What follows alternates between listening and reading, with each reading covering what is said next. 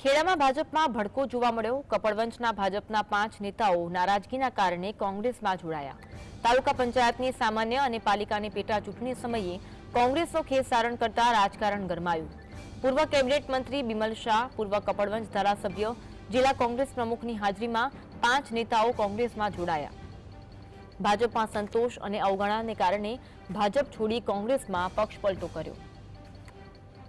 તો ભાજપમાં એક તરફ અસંતોષ છે, અવગણના થતી હોવાના કારણે આ તમામ નેતાઓએ ભાજપ છોડીને કોંગ્રેસમાં જોડાતા રાજકારણ ગરમાયું છે। એટલે કે ખેડામાં ભાજપમાં ભડકાની પરિસ્થિતિ જોવા મળી રહી છે।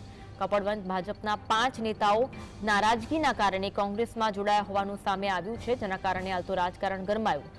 તાલુકા પંચાયતની સામાન્ય અને પાલિકાની પેટા ચૂંટણી સમયે જ આ તમામ નેતાઓએ કોંગ્રેસનો ખેસારણ કર્યો છે, જેના કારણે ગણગણાટ જોવા મળી રહ્યો છે, જેમાં પૂર્વ કેબિનેટ મંત્રીનો પણ સમાવેશ થાય છે।